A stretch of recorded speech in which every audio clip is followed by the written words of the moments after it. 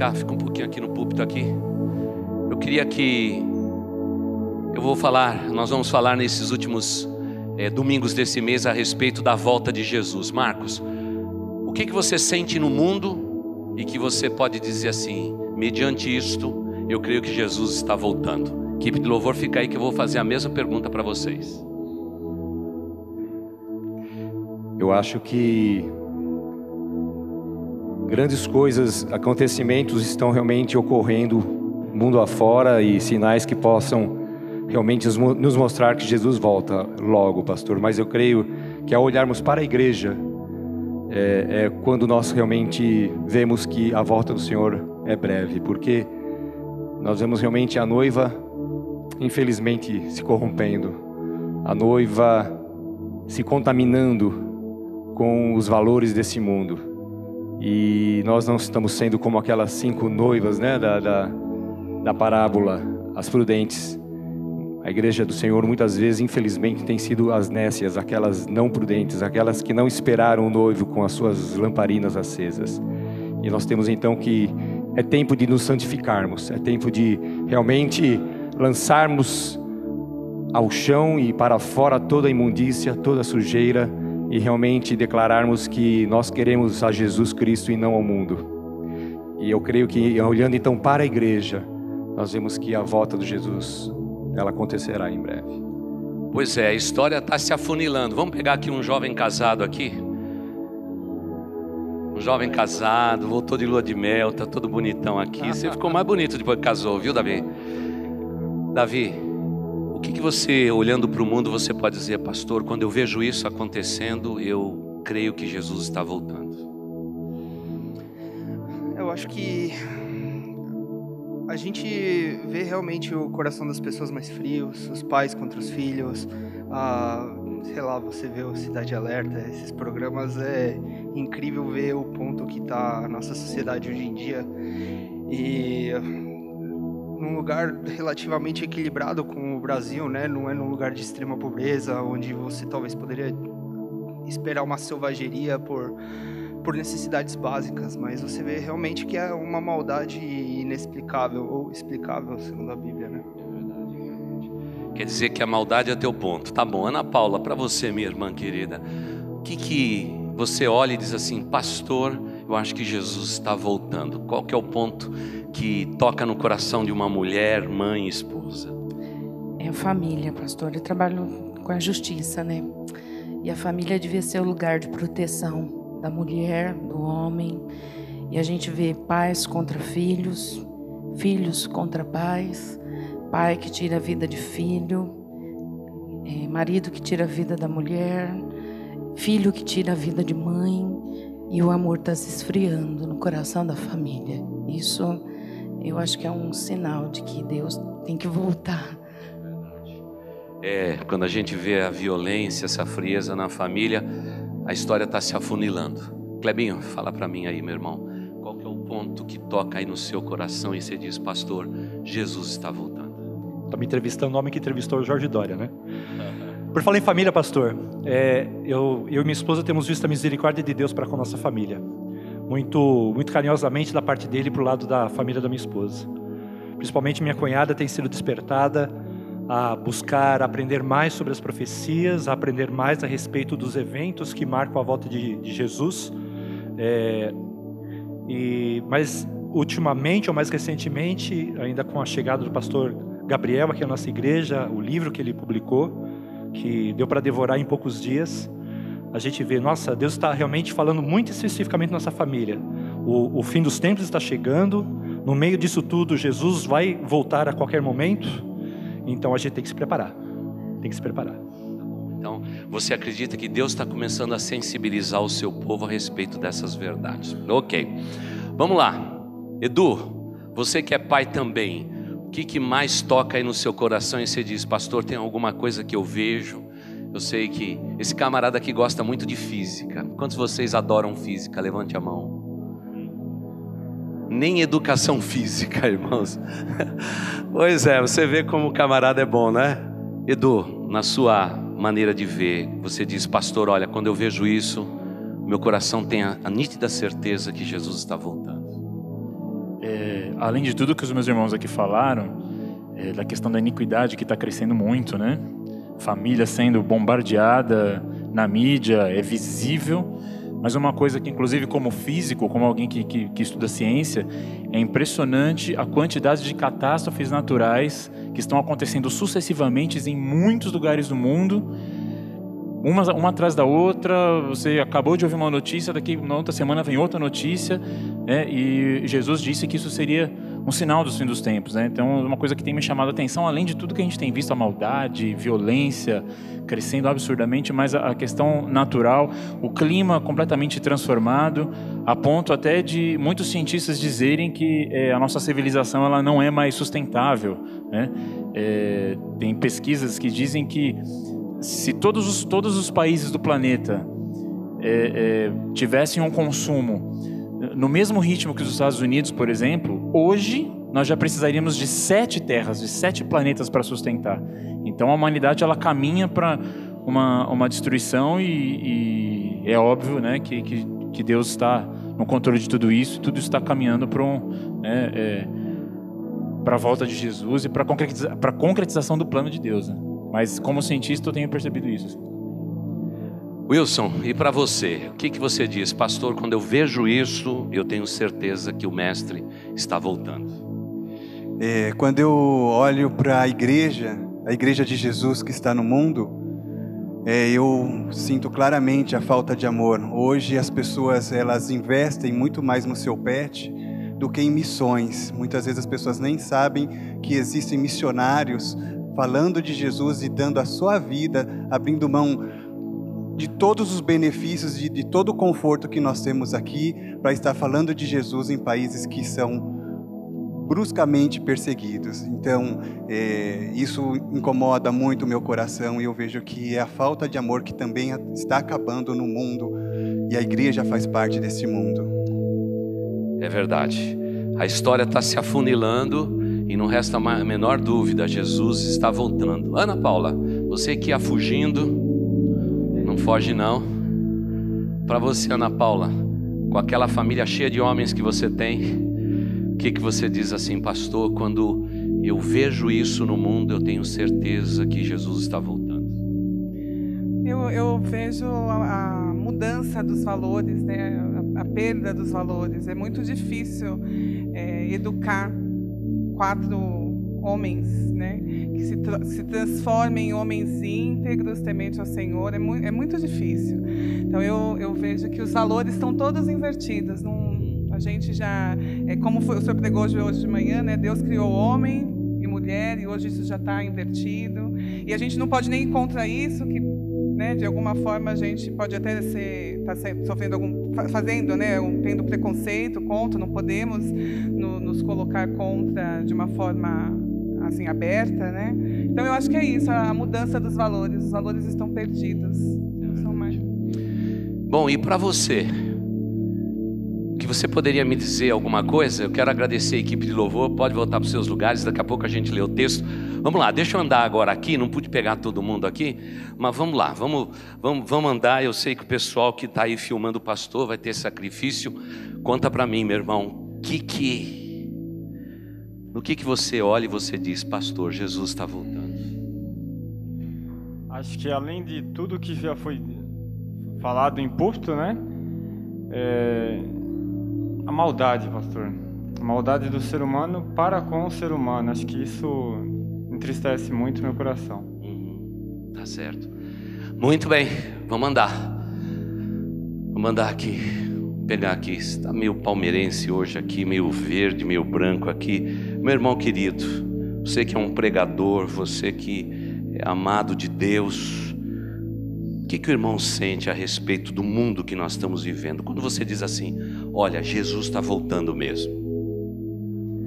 Quando a inversão dos valores, do respeito à vida, o respeito à família, os homens se contaminando com o mundo e a igreja permitindo isso, a igreja fazendo parte e não como seio, como é que se fala, como esteio da verdade, exatamente, neste mundo, quer dizer, está o inverso. nós deveríamos ser o esteio desse mundo, e não o mundo influenciar a nossa vida. Então eu acho que os valores estão muito invertidos. Bom, vamos lá, pessoal da terceira idade. Vamos lá, vamos lá do outro lado lá.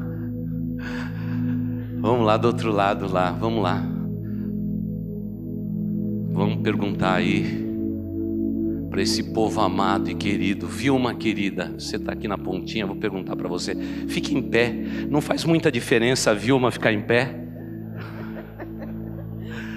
Vilma, você como mãe, como mulher, como alguém que sempre esteve na casa de Deus, diga para mim, minha irmã, o que a irmã, choca a irmã diz, o fim está próximo. Pastor, é a total falta de amor ao próximo, à família, tudo isso que já falaram realmente. E a gente sente a cada dia, é horrível até ligar a televisão, que você só vê tragédia, o valor do ser humano não tem nenhum mais, eles não valorizam, a vida humana não vale nada, né?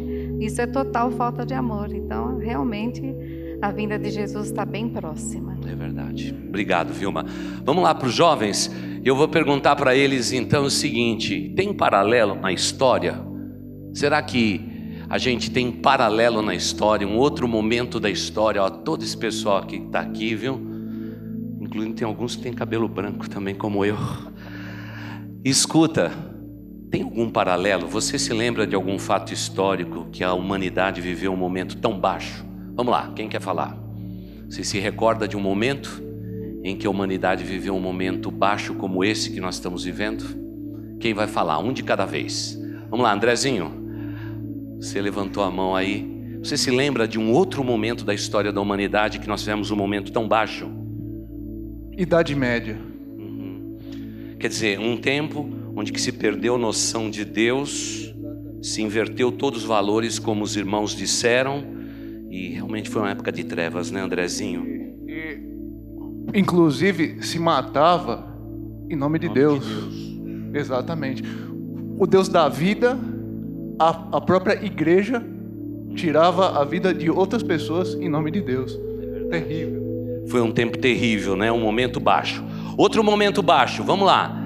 Jovens, eu estou esperando por vocês. Vamos lá, pode levantar a mão. Viu, nós estamos poupando aí o pessoal de cabelo branco bonito que tem aqui nessa igreja. Vamos lá. Outro momento baixo na humanidade. Olha, falamos da Idade Média. Qual uma outra época que você se lembra aí, veio à tua mente aí? Vamos lá. Fala, meu irmão. Tempo de Noé. Tempo de Noé. Isso é importante. Veja só, Idade Média, tempo de Noé, não é? Um tempo de profunda corrupção a ponto de Deus exterminar o mundo, tirar a vida de tudo que tinha fôlego.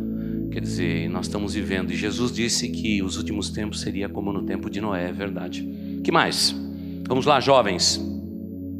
Tempos que você se lembre disso, foi tempos baixos da história da humanidade. Lucas, o que você se lembra de um tempo baixo aí? Você se lembra da Segunda Guerra Mundial? O nazismo, né? Esse é um tempo muito baixo da história da humanidade. É verdade, é isso aí, a Segunda Guerra Mundial. Quem levantou a mão? Era para falar isso, Tiago? Você se lembra, Tiago, algum outro fato que, assim, ponto baixo da história da humanidade? O Holocausto mesmo. Foi um tempo muito difícil. Agora, querida igreja, veja só. O Holocausto é aqui. Irmãos, quantas pessoas morreram em 2013 na nação brasileira? Perto de 55 mil pessoas morreram no nosso país em um ano.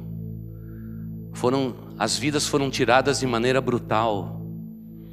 Então veja só, se nós juntarmos as palavras, nós vamos perceber que se a gente olhar para a família hoje, ela está passando uma crise muito séria. Talvez seja por isso que Jesus disse: haveria um tempo onde que pais estariam contra filhos, filhos contra pais. E a gente tem testemunhado isso com os nossos olhos. Como o físico disse, pequenos e grandes terremotos. Imagine comigo.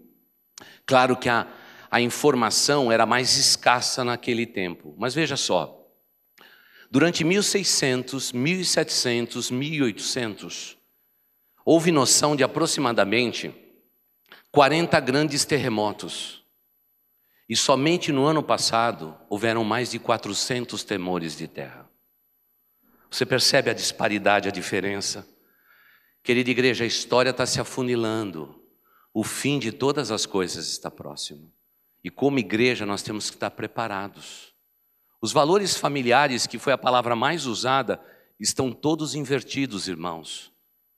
Veja só, hoje se discute gênero, se discute sexo. E sabe de uma coisa? Nós somos amordaçados porque não podemos falar, porque senão praticamos realmente qualquer espécie de preconceito. Quando na verdade a igreja de Cristo não é preconceituosa. Ela é simplesmente um povo que tem uma posição firmada a respeito da doutrina de Deus. Tudo isso está sendo roubado da gente.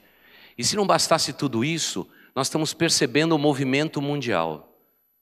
Hoje está se procurando por alguém que possa controlar o fluxo de dinheiro no mundo inteiro, irmãos.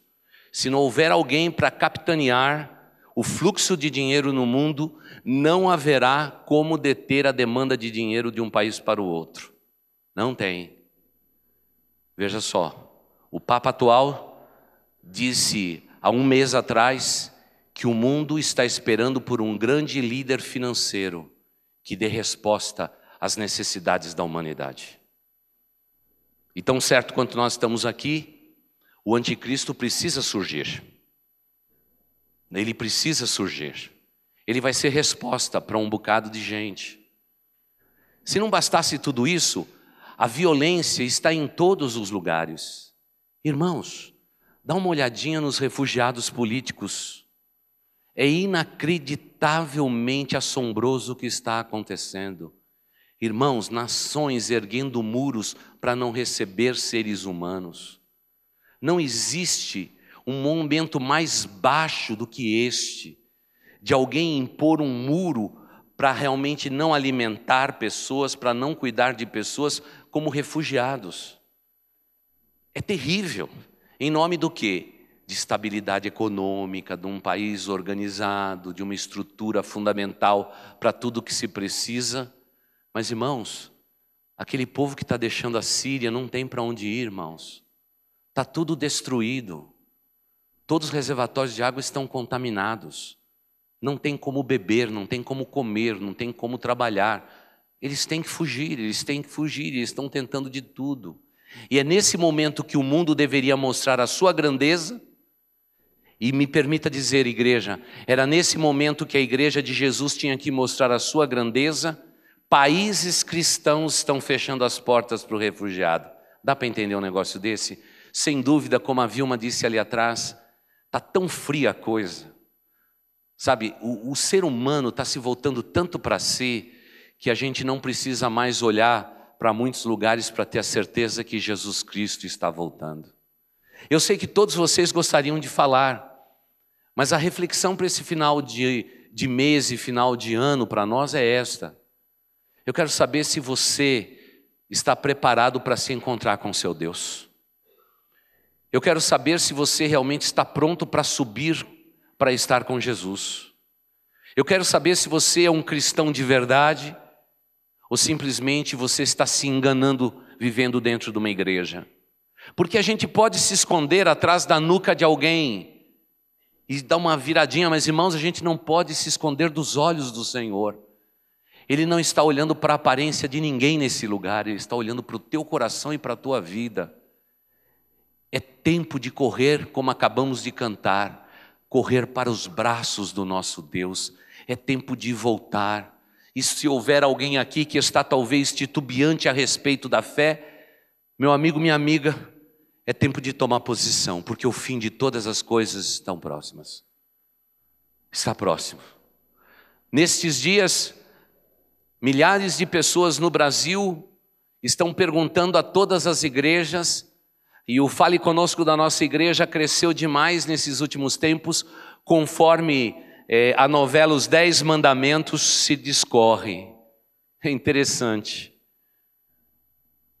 As pessoas estão perguntando por que o sangue de um cordeiro colocado no umbral da porta pôde salvar os primogênitos. Irmãos, a gente fala disso, sabe para quem? para as criancinhas pequenininhas dessa igreja, desde pequenininho eles já sabem. Tanto é que não faz muitos meses nós colocamos as portas e eles aprenderam esta lição e colocaram o sangue do Cordeiro nos umbrais das portas, aprendendo exatamente o significado. Basta vir uma novela, de repente todo mundo pergunta: que poder é este? Como que o anjo da morte preservou aquelas casas cujo sangue estava colocado? Tudo isto sugerindo figuras realmente que diz respeito às profecias bíblicas, irmãos. E eu quero perguntar se nos umbrais do teu coração existe o sangue do Cordeiro, meu irmão, minha irmã. Se dentro do teu coração, o seu coração já foi lavado no sangue do Cordeiro Jesus Cristo. Se você já branqueou as suas vestes no sangue do Cordeiro. Porque esta é a marca daqueles que serão poupados, daqueles que serão arrebatados, para se encontrar com Jesus nos ares, e diz a Bíblia, e estaremos para sempre com o Senhor. Então eu preciso perguntar, será que no teu coração, no umbral do coração teu, no íntimo da tua espiritualidade, há sangue do Cordeiro?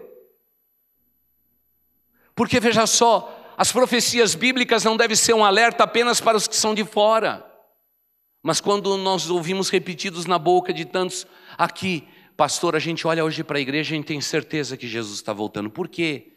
Porque estamos vivendo uma vida relaxada, descompromissada com Deus. Estamos investindo muito mais na nossa própria vida do que no reino de Deus. Enquanto o Pai sempre disse e eternamente dirá: mas buscai primeiro o reino de Deus e a sua justiça. E querida igreja, todas as coisas vos serão acrescentadas. É promessa de Deus. Buscamos a vida e nos esquecemos do reino.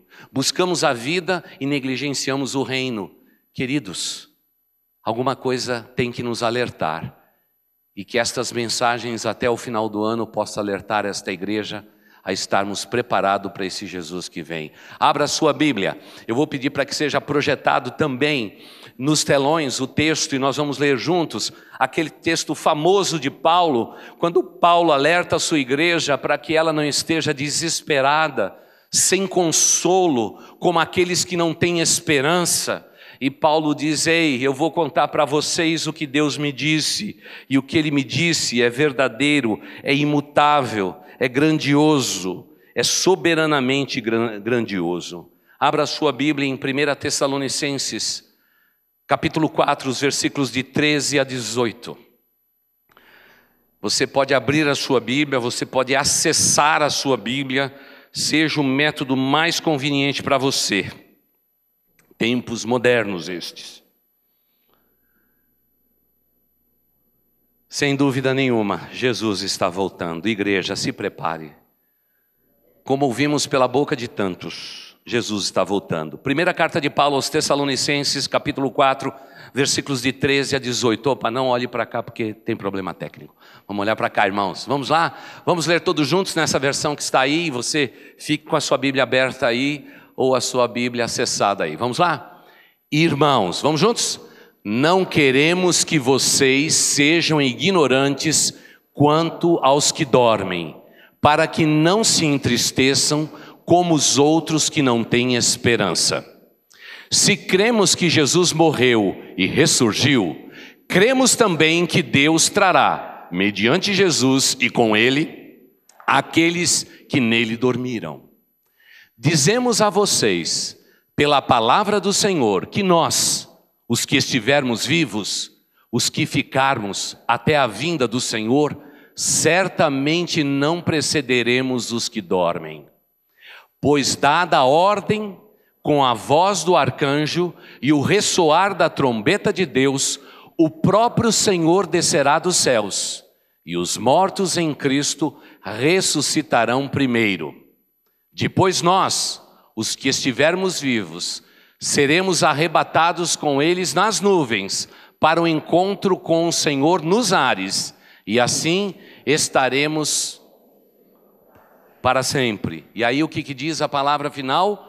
Consolem-se uns aos outros. Qual que é o endereço? Você deve marcar. Irmão, pode marcar na Bíblia o texto, viu? Não é pecado. Pode marcar, pode rabiscar. Tem muita gente que nem toca na Bíblia, né? Tem gente que me mostra a Bíblia de 1930, perfeita. A Bíblia existe para ser usada, viu, irmãos? Por favor, use mais a tua Bíblia. Veja só, num momento que a igreja de Tessalônica ouviu esta palavra, eu pergunto para a igreja que já frequentou a escola bíblica dominical, que é a maior fonte de crescimento e conhecimento bíblico, o que fez a igreja de Tessalônica? O que eles fizeram, irmãos? Quando ouviram essa palavra de Paulo. Paulo escreveu a primeira carta. Alguém chegou lá, abriu a carta e leu a carta. O que os crentes de Tessalônica fizeram? Os pastores não podem falar. Fiquem quietos. O que eles fizeram, irmãos? Vocês querem universitários, as cartas? O que eles fizeram, irmãos? Eles venderam tudo o que eles tinham. Eles doaram o que eles tinham. E sabe o que eles fizeram? Foram para a praça esperar a volta de Jesus. Paulo teve que correr e escrever a segunda carta para dizer: ei, espera um pouquinho, o dia, a hora, nós não sabemos. Essa igreja é uma igreja notável. Se Jesus está voltando, por que tudo isto? Nós temos muito. Vamos dividir com aqueles que nada têm. Vamos erradicar a pobreza e a miséria. Vamos ajudar os que estão ao nosso redor. E vamos para a praça, aguardar a Jesus Cristo que vai voltar. Paulo teve que correr e escrever a segunda carta porque aquela turma creu no que Paulo falou. É muito bonito o gesto desta igreja. É muito nobre o gesto dessa igreja, na simplicidade dos corações. Quando cada um ouviu naquele culto público, com aproximadamente 2.000, 3.000 pessoas, todos voltaram para casa e venderam o que tinha e foram para a praça para aguardar a volta de Jesus. E Paulo escreveu esse texto para dar resposta para essa igreja a respeito dos nossos irmãos em Cristo que morreram em Deus, morreram em Cristo. Esse foi o alvo. Ele queria explicar realmente esse ato de tempo que nos separa entre a nossa morte física humana até realmente o cumprimento das profecias bíblicas. Talvez seja com essa sede de compreender mais que não há um outro esboço de nossa igreja que ao longo desses anos tenha sido tão copiado, não é? E feito tantos downloads como o quadro cronológico do Apocalipse dessa igreja. 575.000 pessoas já baixaram o quadro cronológico do Apocalipse. Você tem ele aí na tua Bíblia? Tá bom. Tudo certo. Diáconos dessa igreja, junto com o pastor, foram pregar no interior de São Paulo. Chegando lá, a igreja inteira com esboço do Apocalipse, dizendo assim: pastor, fala hoje sobre o Apocalipse. Por que essa sede? Por que esse interesse? Porque o fim está próximo. E o texto bíblico é muito sugestivo e nós vamos dividir todos eles. Paulo diz assim: vocês não podem ser ignorantes a respeito dos que morreram e a respeito da volta de Jesus. Vocês não podem ser ignorantes. O que é que Deus está falando? Que nós somos ignorantes? Ele diz que a gente não pode ser ignorante. Nós temos que ter conhecimento a respeito das últimas coisas. Porque veja só, se você conhece o fim da história, isso determina o que você vai fazer daqui até lá. Se poder de liderança é você dizer onde você quer chegar, Deus está dizendo: eu vou contar o fim do livro para que vocês saibam a história toda. E vocês decidam que tipo de pessoas vocês devem ser, entre o conhecimento dessas verdades e o fim que eu declaro que haverá sobre a humanidade. É por isso que as canções a respeito do céu têm minguado. Cider, quantas canções recentes você tem ouvido dos seus amigos autores e compositores a respeito do céu? Pouquinha, né? Pouquinha. Nós não estamos mais cantando o céu. Sabe por quê? Para nós o céu é aqui mesmo. Se eu tiver como comer, como vestir, educar os meus filhos, está tudo certo para mim. Ei, não tem nada errado com comer, vestir e educar filhos. Está tudo certo. Mas veja só, você precisa não ser ignorante a respeito das coisas últimas, porque as coisas últimas determinam que tipo de pessoa você vai ser agora, aqui nesse instante. E é por isso que parece que Deus diz assim, deixa eu contar o final do livro, para vocês determinarem que tipo de pessoas vocês têm que ser sobre a face da terra. E nós temos que ser pessoas resolutas, irmãos. Nós cremos que Jesus Cristo vem buscar a sua igreja. Certo ou errado, igreja? Você crê que Jesus Cristo vem nos buscar? Jesus Cristo pisa na terra quando Ele vem buscar a gente? Não, nós vamos encontrar com eles na onde? Nos ares, para estarmos para sempre com o Senhor. Isso é arrebatamento, isso não é segunda vinda. Todo olho verá é segunda vinda, não é agora. Então nós temos que ter conhecimento dessas coisas, para nutrir o nosso coração do quê? De esperança, irmãos. Porque num mundo caótico como estamos vivendo, nós precisamos de crentes cujas fontes internas estão nutridas pela verdade de Deus a respeito das últimas coisas, e nós não vamos nos desesperar. Então o primeiro apelo que queremos fazer, por favor, meu irmão, minha irmã, não seja uma pessoa ignorante a respeito das últimas coisas. Leia a palavra de Deus, busque a palavra de Deus, procure compreender o Apocalipse, o livro da revelação de Deus. Leia mais sobre isso, se interesse sobre isso, para que você tenha esperança e não se entristeçam, como fazem alguns.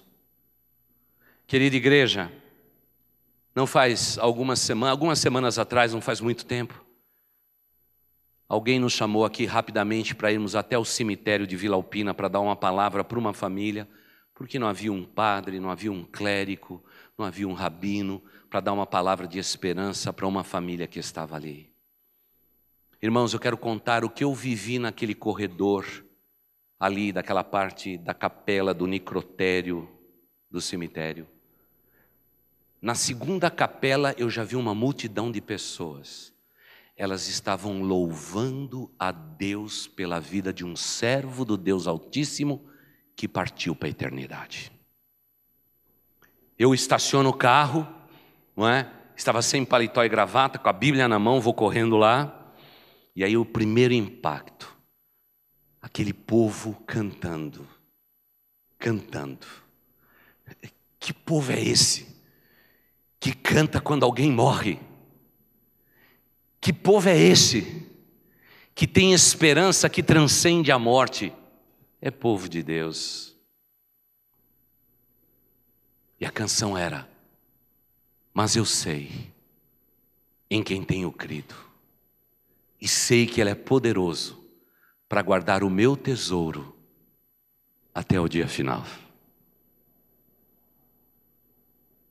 Duas capelas à frente, a família que precisava ser amparada, desespero, sem esperança, cheios de interrogações, perguntando por que aquele jovem de apenas 23 anos partiu.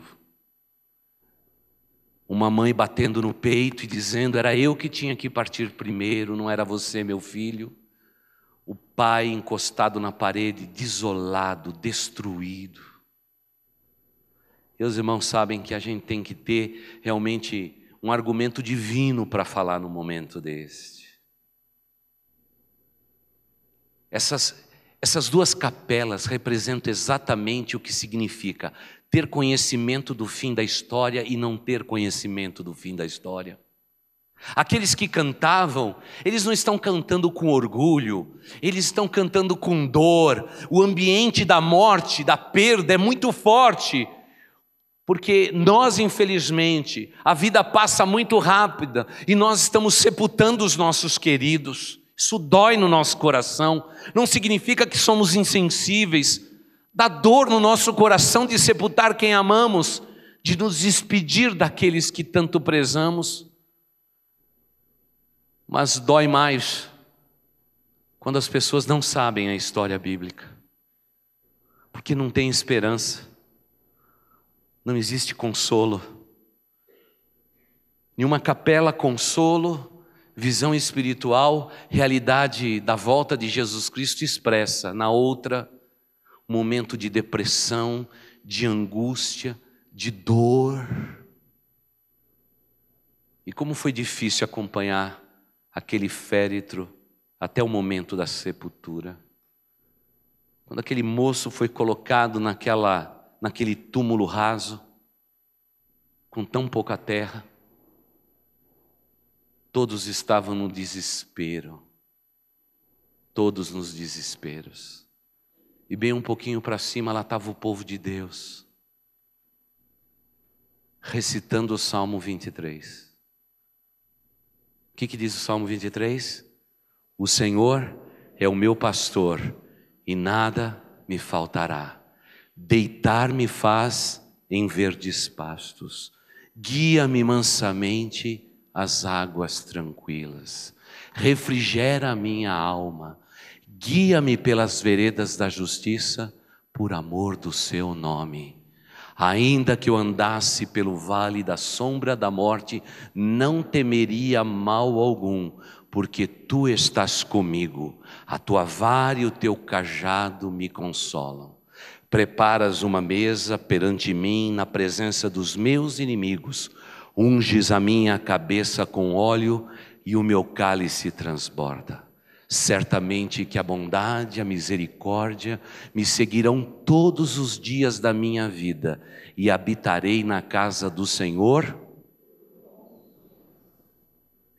Você percebe a beleza? Como eu queria fundir os dois grupos. Mas eu tinha que chorar com os que choram. E chorar com aqueles que choram, porém têm esperança. A motivação do apóstolo Paulo é dizer: queridos, nós não somos pessoas insensíveis a respeito da morte e da separação, mas nós encaramos a morte de frente, ela é uma realidade. Não tememos a morte, porque o meu coração está em Cristo Jesus, e se Ele morreu e ressuscitou, eu viverei eternamente. Jesus é as primícias daqueles que dormem. Então, o nosso coração tem que ser um coração alerta, cheio do conhecimento. Temos que aborrecer qualquer ignorância notada nesse grupo, para que não sejamos confundidos com as pessoas que não têm esperança. Nós temos uma esperança. A morte para nós é simplesmente um momento. Jesus já foi preparar um lugar para nós nos céus. Isso nos dá uma paz incrível. Mas, irmãos, o mundo precisa saber disto. E quem Deus usa para levar as boas novas, as boas notícias, que a morte foi vencida? A sua igreja, o seu povo. É eu e você, igreja. É nós que temos que levar as boas novas às pessoas. Explicar, contar a história de novo. Falar isto para os nossos filhos. Contar essa história para os nossos netos e dizer para eles: não se preocupe, Jesus Cristo é aquele que tem nas suas poderosas mãos a vida eterna. E Ele doou isso para todos nós que cremos. Então é muito bonito vermos isto. O primeiro sentimento de Paulo é que eles não pudessem fazer o que aquela cidade praticava. Quando alguém morria naquela cidade, era um chororó o tempo todo. Chororó não, tinha muito choro. Não fazemos propaganda de duplas caipiras. Pessoas eram pagas e financiadas para chorar. E quanto mais se chorava na cidade de Tessalônica, mais prezado era o ente que tinha ido embora. E agora o evangelho chega ali, e o que acontece agora? Todo mundo diz assim: quando nós perdemos um irmão, Paulo, o que é que nós vamos fazer aqui? Quem é que chora primeiro? O líder da igreja? O diácono? Como é que nós vamos fazer aí o chororó? Porque na nossa cultura, quanto mais derramarmos lágrimas, mais a pessoa é honrada. E Paulo disse: não sejam ignorantes como aqueles que não têm esperança. A vida nossa vai ser uma vida completamente diferente do que vocês imaginam. Jesus já venceu por nós. Mas eu preciso abrir a cortina para ensinar vocês. E ele disse: Olha, e agora você tem que responder comigo. Se você crê que Jesus morreu e ressurgiu, você crê nisso? Diga amém. Ok. Se você crê que Jesus Cristo morreu e ressurgiu, nós cremos também que Deus, mediante Jesus e juntamente com Ele, Jesus, Ele vai trazer aqueles que dormiram em Cristo Jesus. Isso é esperança para nós. Pastor, então quer dizer que quando a gente morre, nós vamos para onde? Eu não sei onde. Alguns chamam seio de Abraão, paraíso, mas há duas verdades a respeito do lugar onde ficamos. Quem é de Deus já estará num lugar cuidado por Deus, recebendo toda a consolação de Deus. E num abrir e fechar de olhos, tudo isso vai acontecer. Tem muita gente que diz, puxa vida, pastor, meu avô morreu já faz 40 anos. Ele está esperando muito. Fica tranquilo, porque quando ele fechou os olhos, ele só está aguardando o som da trombeta. E quando a trombeta tocar, ele vai despertar. Mas ele já vai ter gozo no coração, não tem sofrimento. Como aqueles que morreram sem Cristo já estão em sofrimento. É triste isso, não é? Mas sabe, irmãos, a igreja de Cristo Jesus é como a arca de Noé, a porta está aberta.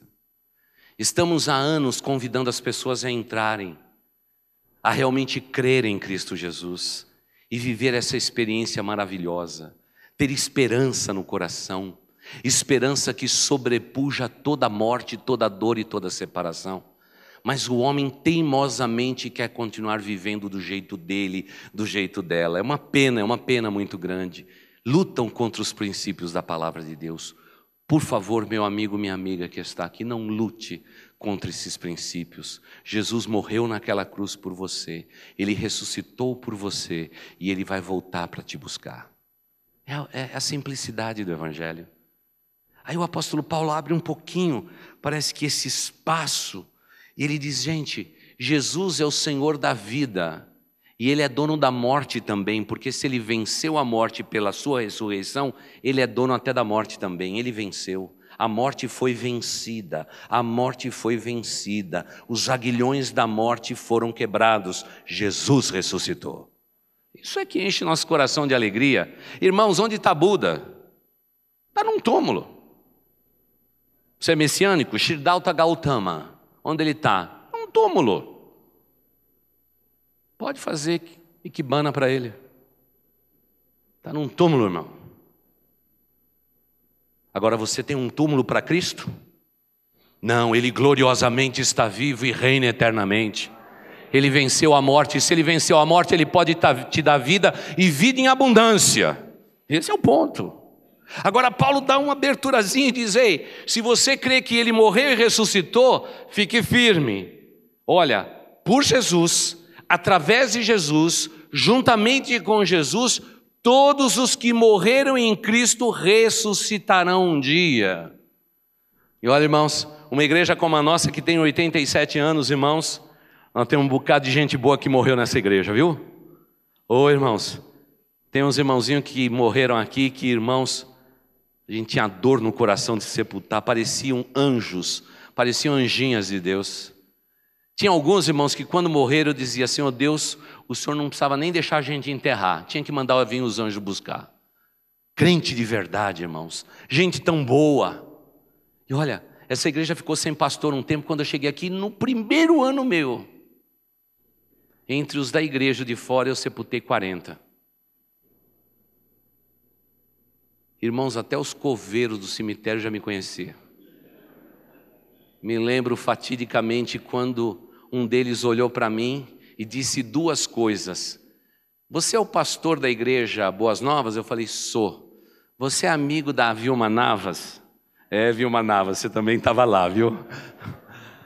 Ele falou, pastor, o senhor está de novo aqui? Pastor, só morre gente na tua igreja.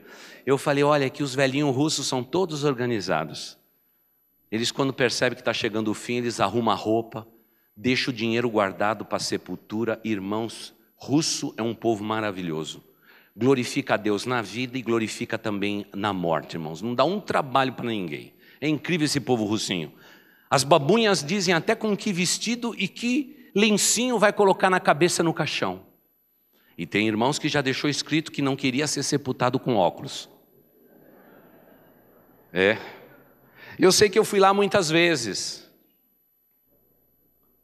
Mas eu ia lá com prazer, sabe por quê? Se despediu de nós alguém que conhece a Jesus Cristo, aqueles que combateram um bom combate, acabaram a carreira e guardaram a fé. Estamos tranquilos, tranquilos. E quantas vezes no leito de dor a gente dizia: meu irmão, o fim chegou, está no fim, pastor. Pastor, essa noite eu sonhei com o céu. Falei, chegou mesmo.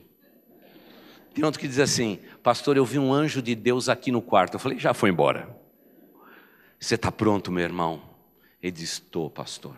Falou, então você vai na frente e logo eu também vou. E um dia estaremos para sempre com o Senhor. Irmãos, a gente podia ver no hospital enfermeiras chorando, tentando compreender o que é o povo de Deus. É um povo inacreditável, que diante da morte sorri para a morte.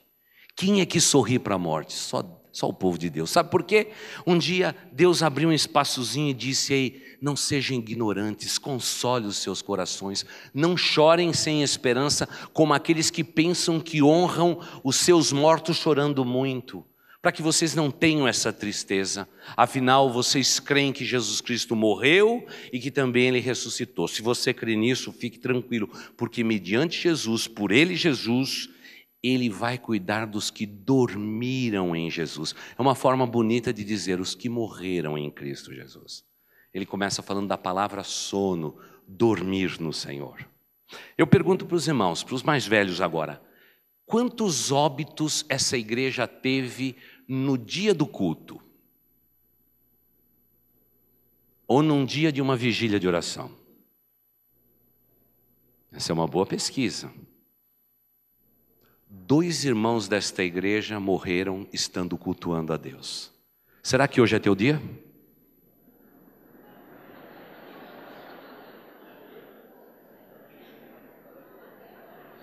Irmãos, está escrito na ata em russo assim: que morte gloriosa, que morte gloriosa. Morreu num dia de culto, numa vigília de oração, um irmão se ajoelhou para orar e não se levantou mais. Todo mundo julgava que ele estivesse dormindo. Não, ele já tinha partido para se encontrar com Jesus nos ares. Você acha essa uma morte bonita? Quantos de vocês querem morrer agora 8:03? Irmãos, é sempre assim, todo mundo crê no céu, crê na eternidade, sabe a história, mas quando eu convido para morrer daqui a pouco, ninguém vai. Mas irmãos, o que Deus quer é que você não perca a visão daqui da tua vida, do que você está construindo, naquilo que você está edificando, mas que você conheça a história futura, para que você não seja ignorante como os demais que não têm Cristo, e que no momento da morte, no momento da separação, ficam inconsoláveis. A consolação. E diz o apóstolo de Deus, e com isso eu quero concluir: dizemos a vocês, é o Espírito de Deus dizendo a esta igreja: querida igreja, eu digo a vocês pela palavra do próprio Senhor Jesus o seguinte, que nós, os que estivermos vivos, os que ficarmos até a vinda do Senhor, certamente não precederemos os que morreram ou que dormiram em Cristo Jesus. Então parece que tudo com Jesus é organizado, né, irmãos? Não tem bagunça com Jesus. Primeiro é os que morreram em Cristo Jesus. Irmãos, a Bíblia diz que quando eles forem chamados a voltar do sepulcro, irmãos, pode ter virado pó, pode ter dado ordem a respeito da sua morte, pode ter sido cremado, e os seus restos mortais colocados num grande rio, o rio Tietê, Tamanduateí. Irmãos, fique tranquilo, porque Deus vai trazer à vida todos aqueles que morreram em Cristo Jesus. Não tenha medo de ser cremado. Todo mundo diz, crente pode ser cremado, pastor. Eu sonho que todos os crentes sejam arrebatados e não cremados, mas não sei a respeito dos dias e das épocas. mas nós não vamos preceder os que morreram em Cristo Jesus. E os que morreram em Cristo Jesus, eles receberão um corpo de glória e a mente de Cristo. Oh, glória, né? Que bênção, né? Já pensou receber um corpo de glória? Há duas vertentes a respeito desse corpo de glória. O primeiro é que nós receberemos um corpo da idade adulta, mas hoje a maioria dos estudiosos acredita que nós vamos receber o corpo da nossa juventude, a silhueta da juventude. Não é uma bênção isso? Já pensou? Por que você ficou grande aí, Sandra? Vai pesar 49 quilos de novo. Tá certo, irmã? É incrível. Irmãos, é corpo de glória e mente de Cristo. Tem muita gente que diz: pastor, quando eu chegar lá no céu, eu quero perguntar para Paulo qual era o espinho na carne. Tem uns crentes mais chatos que dizem assim: eu quero saber como a sogra de Pedro se sentiu quando ela foi curada. E eu quero perguntar para Pedro o que ele sentiu. Maldosos. Coitada das sogras. Há quem diga que Pedro negou Jesus 3 vezes por conta daquela cura. Pobre das sogras. Mas irmãos, quando você chegar no céu, você não vai ter que perguntar nada para ninguém, porque vai ser ter o corpo de glória e a mente de Cristo. Está tudo respondido. Pastor, eu vou me lembrar da terra, eu vou perguntar a respeito de quem ficou e tudo mais. Fica tranquilo, você vai ter a mente de Cristo. Tudo tem resposta. Mas é injusto e injusto. Aquele irmão que andou comigo em Boas Novas tinha que estar no céu, procurei ele no céu inteiro e não achei. Fica tranquilo, quando você chegar no céu, você vai saber a população do céu. E ela nunca vai mudar, ela vai ser sempre a mesma, por toda a eternidade. Você não vai precisar de GPS, você vai andar pelas estrelas, você vai andar pelos sóis. O universo é teu. Você vai poder ir em Cristo todas as coisas. Irmão, se a gente sabe o fim da história, eu pergunto para você, que tipo de crente a gente tem que ser hoje? Temos que ser gente consagrada a Deus, gente pura e santificada, gente que ame a volta de Jesus e esteja aguardando os acontecimentos surgir. E depois a gente fala a respeito de nós os que estivermos vivos. Vai ser muito legal essa mensagem. Nós os que estivermos vivos. Você gostaria de estar no arrebatamento? Quantos de vocês queriam não experimentar da morte? Levanta a mão. Então tá bom, o resto tudo quer morrer, né? Senhor Deus, leva logo. É engraçado, crente, a gente pede para levantar a mão. Hoje tem até, a turma não nem levanta a mão, é o mínimo esforço. Eu gostaria de não experimentar da morte, eu gostaria de me encontrar, eu gostaria de ver o som da trombeta, a voz do arcanjo de Deus como a voz de muitas águas. Eu queria que isso acontecesse, mas eu não sou dono do meu futuro. Deus é. Ele é. Mas eu estou esperando esse dia. E se eu não tiver que experimentar da morte, irmãos, se tiver uma brechinha no céu, mostrar a língua para o diabo e dizer: você errou, eu venci por Jesus, o meu mestre. Sabe, irmãos, quando Deus nos abre um pedacinho do céu, Ele dá consolo à sua igreja.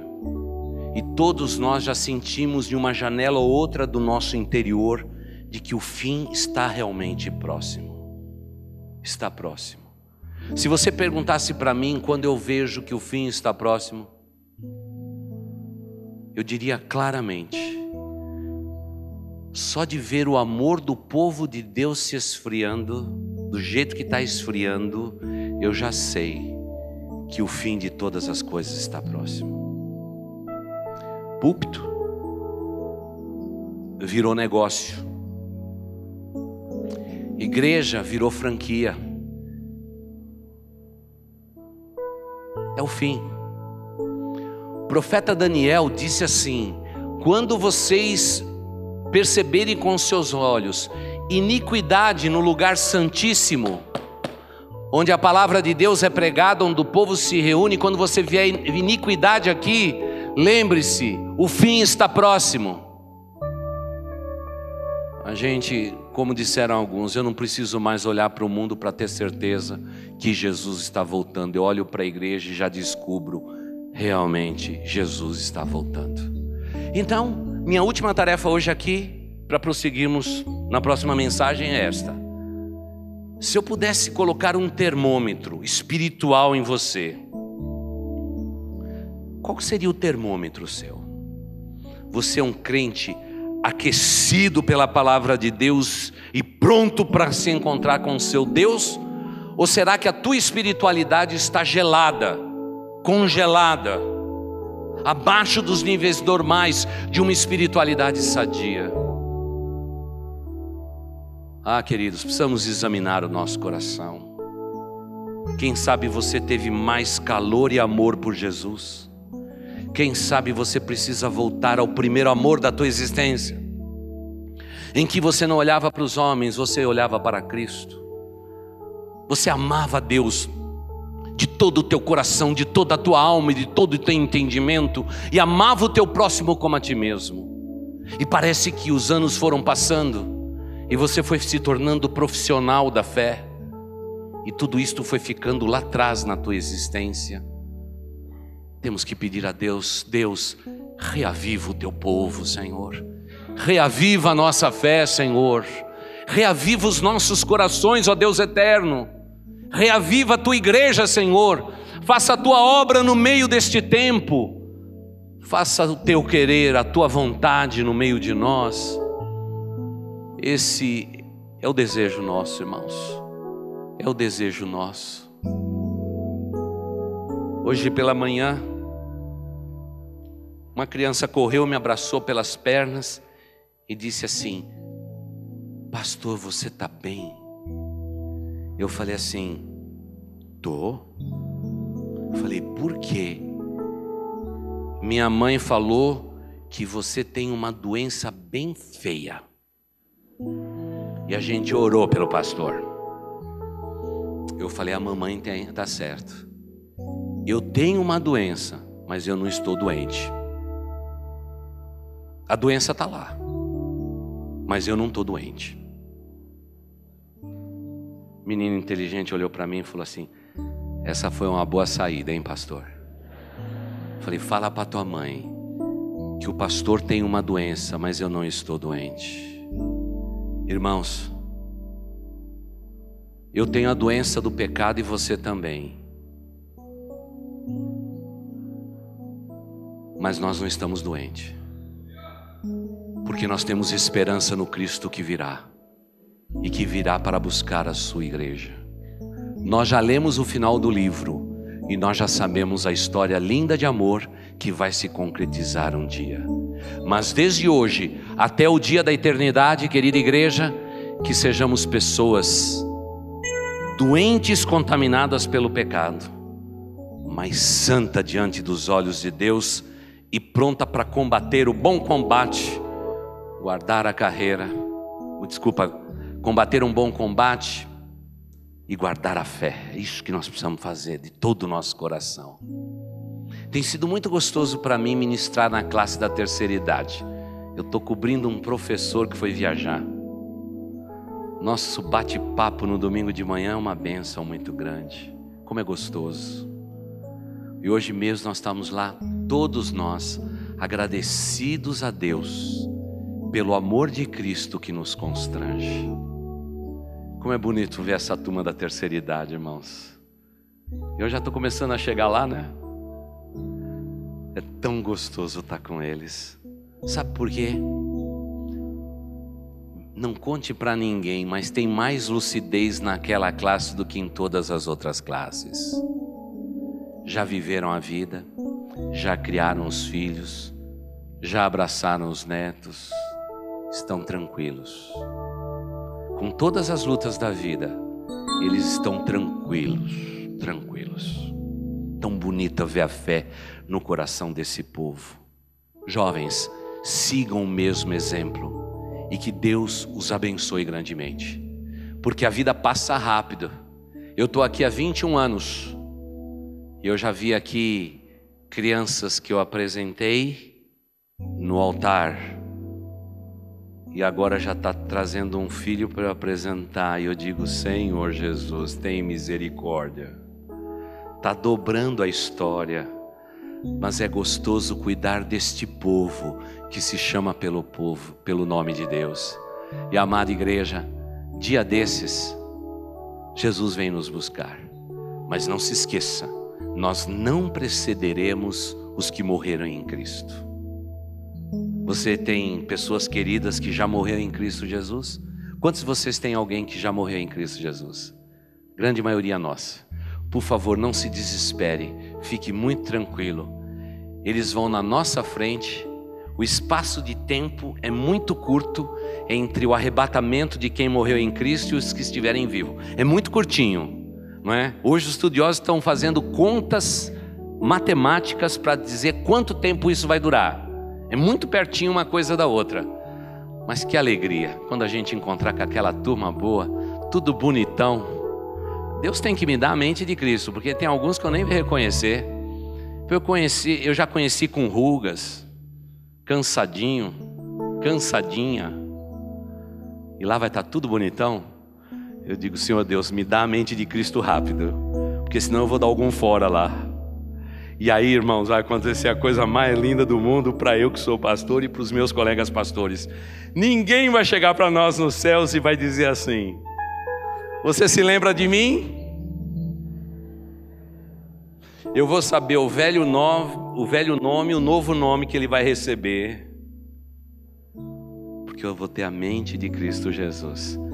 Enquanto a gente está na terra, numa igreja desse tamanho, a gente passa cada uma no shopping. Outro dia, que vergonha, o sujeito me abraçou, me beijou, disse até domingo. Ele foi embora e minha esposa disse: quem é? Eu falei: não sei, só Deus sabe. Ai, que tristeza. Mas também no outro domingo fiquei de olho no camarada. Quando ele entrou na igreja, disse: vem cá, deixa eu te conhecer, qual que é teu nome? Deixa eu guardar o nome de você. E aí eu tive que confessar meu pecado. Falei: a maior bênção da vida nossa é essa, é chamar o irmão de irmão, a irmã de irmã, porque a gente não erra nunca. Tudo bem, meu irmão? Tudo bem, minha irmã? Deus abençoe, até domingo, até domingo. E quem é? Não sei, Senhor Jesus. Mas lá na vida eterna, fica tranquilo, nós teremos a mente de Cristo. Mas o mais gostoso é que nós estaremos para sempre com o Senhor. Isso determina que tipo de crente eu e você temos que ser hoje.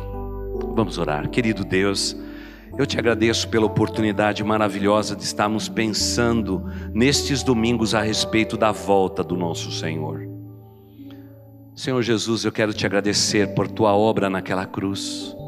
O Senhor não nos somente justificou naquela cruz pelo teu sangue, pela tua morte, mas o Senhor nos deu vida em abundância e vida eterna pelo teu nome, Jesus. E eu te louvo por isto. Não existe um plano mais maravilhoso do que o teu. E Senhor, se tua palavra é certa, o Senhor disse certa vez que o Senhor iria para os céus para preparar lugar para todos nós. E quando o Senhor fosse e preparasse lugar, o Senhor viria para nos buscar, porque o Senhor tem esse desejo. De onde o Senhor estiver, ó Deus Pai, Deus Filho e Deus Espírito, ó Trindade Divina, Tu tens os desejos de que nós estejamos para sempre com o Senhor. E nós, o Teu povo, queremos estar para sempre com o Senhor.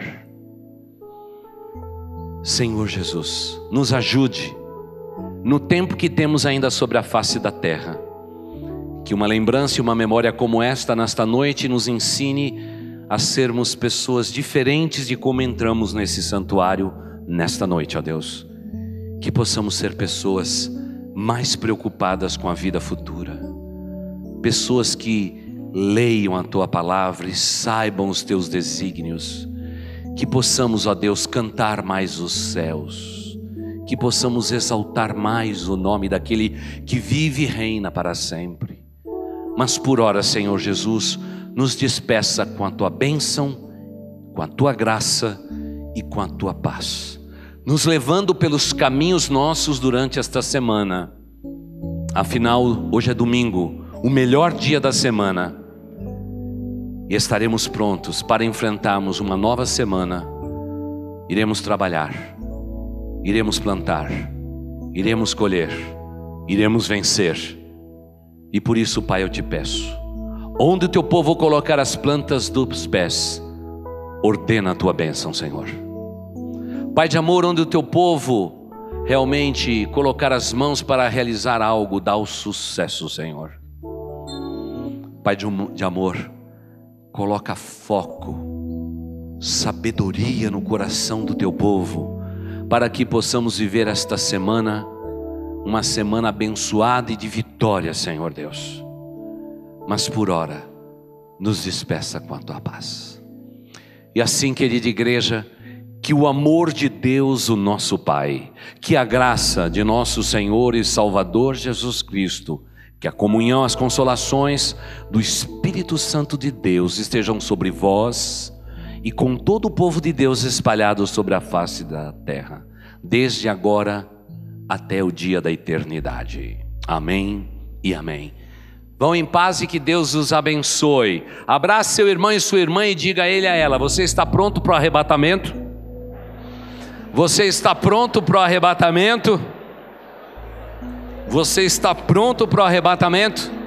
Vão em paz, irmãos. Deus abençoe. E não se esqueça que em Boas Novas a gente sempre se encontra.